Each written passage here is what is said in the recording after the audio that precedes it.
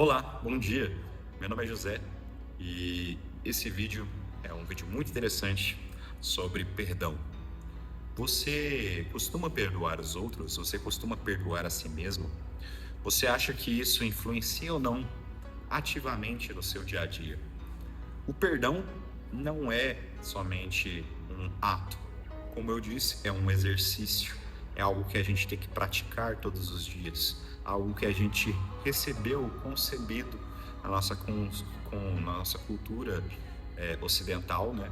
Vindo das raízes do cristianismo, é claro. A gente vê que o perdão é algo determinante muitas vezes no nosso ritmo de vida, em traçar os nossos caminhos, tanto no quesito do nosso ciclo social, quanto no quesito próprio mesmo.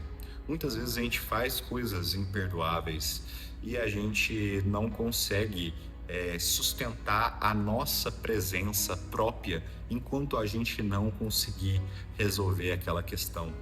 O perdão muitas vezes não é nem para o próximo, é para você mesmo.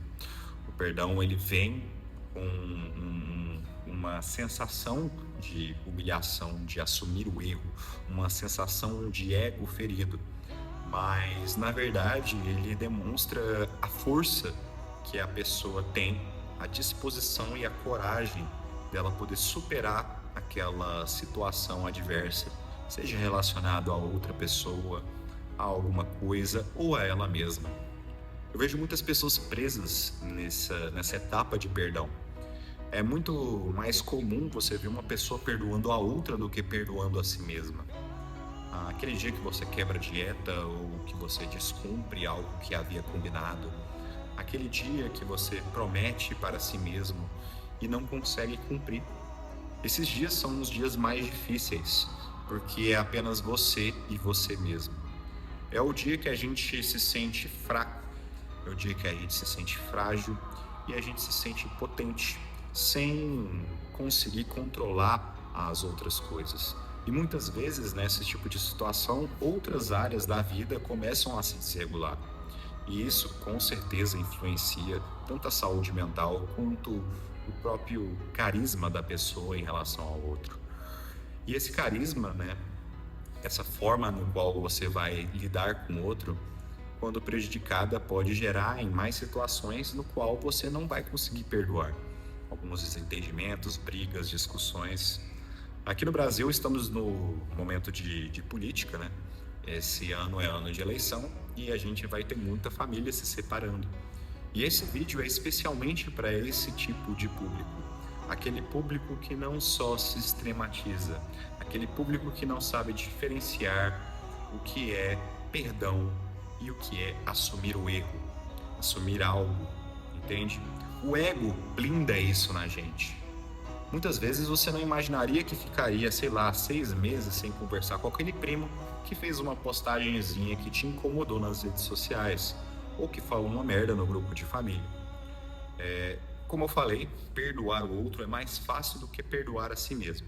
Porém, nesse ano atípico de política, ainda veremos muitas e muitos casos, tanto no âmbito familiar quanto no âmbito pessoal de amizades, de desentendimentos bestas, sendo que muitas vezes, mais voltado para a política, essas pessoas nem conhecem você, elas não vão lutar pelos seus direitos ativamente, é algo que mais psicológico, é aquilo que aquela pessoa defende, aqueles valores, eles te blindam ou te protegem ou te geram um conforto, mesmo que muitas vezes aquela pessoa esteja errada, entende?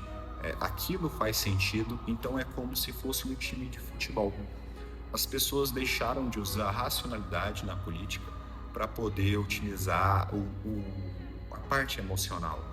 Não se torna mais um candidato, aquele lá é quase como um conhecido, é como se fosse um querido, um time, uma opção, uma preferência ou uma cópia dos seus próprios valores. E quando aquela pessoa critica aquilo, a dor que vem para você é a dor que os meus valores estão sendo transgredidos. Que muitas vezes, na verdade, nem é a situação. Muitas vezes a pessoa está criticando realmente o indivíduo, o próprio indivíduo político ou o partido político, e acaba respingando nos seus ideais, né? Seja de direita, seja de esquerda, centro, ou mesmo aquelas pessoas que não gostam de política. Você vai acabar experienciando esse tipo de coisa durante esse ano. E é importante você se blindar para esse tipo de situação, porque não somente a gente, é igual quando a gente está no trânsito. Quando estamos no trânsito, a gente não dirige só por nós, a gente tem que estar sempre alerta para ver o que os outros estão fazendo ao nosso redor. Porque muito bem, você pode estar dirigindo perfeitamente e um carro bater no seu. Beleza, você está certo, mas gerou todo esse constrangimento, toda essa situação chata, tanto para você quanto para a pessoa, que poderia ser evitada se um dos dois tivesse uma atenção especial. E como a gente não consegue garantir a atenção do outro, a atenção nossa tem que ser dobrada. E isso acaba mudando completamente a perspectiva. É como se fosse uma direção defensiva, só que para o nosso humor.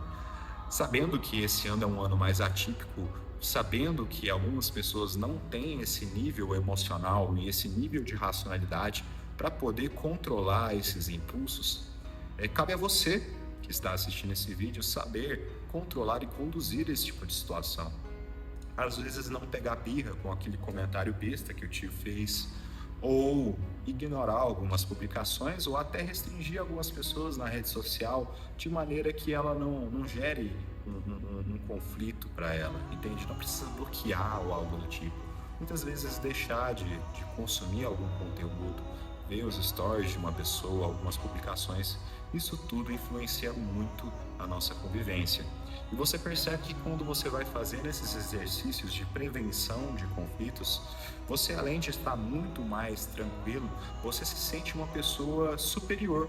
Você se sente que aqueles problemas são banais ao ponto de você não se importar.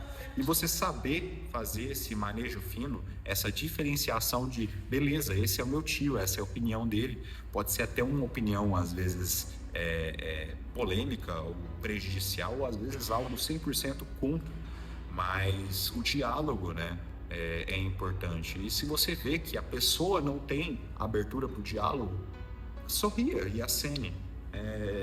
Parece meio ridículo falar isso, mas a teoria da redução de conflitos vai te abrir portas, não somente no quesito pessoal, mas no quesito também de saúde mental. Você percebendo que às vezes a pessoa realmente está te ativamente provocando, tentando tirar uma reação, fazendo um rage bait que o pessoal chama, tentando ver como que você vai reagir àquela situação. E quando você não reage da maneira com que aquela pessoa esperou, você quebrou as pernas dela. Se você devolve a covardia com gentileza, você deixa a pessoa desconfortável, você joga o desconforto de volta para ela. Aquela sensação ruim, aquela sensação pútrida, aquela vontade de xingar, de chorar, ela desaparece aos poucos, quando você vai percebendo que você é melhor do que aquilo. Isso é um exercício próprio. Se muitas pessoas fizessem isso, você não precisaria nem se preocupar com o outro, né? Se cada um cuidasse do seu quadrado, ninguém teria problema. Mas é claro que a gente sabe que a realidade do mundo não é essa. Então, cabe a você discernir. Vale a pena ficar o restante do ano brigado com aquela pessoa que na sua infância você jogou videogame, jogou bola, vocês têm tantas memórias afetivas? Aquela pessoa que muitas vezes te traz uma alegria muito grande quando vocês saem, ou quando vocês jogam, quando vocês conversam. Ou aquela pessoa que está mais afastada, mas que você sabe que tem uma importância na sua vida, ou que marcou um pouco a sua história. Você deve respeito a essa pessoa, mesmo que ela não dê esse respeito de volta. Esse é um dos maiores exercícios de autocontrole. Não é fácil, não estou dizendo que é fácil, mas que quando você consegue alcançar esse estado, você transcende algo tão banal que parece que você entra naqueles conceitos do Nietzsche de super-homem.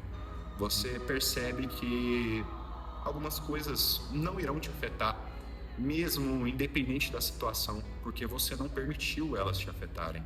Você sabe o que é que você está procurando. Você é uma pessoa decidida e uma pessoa que não vai deixar apenas um ano de política te atrapalhar. Obrigado.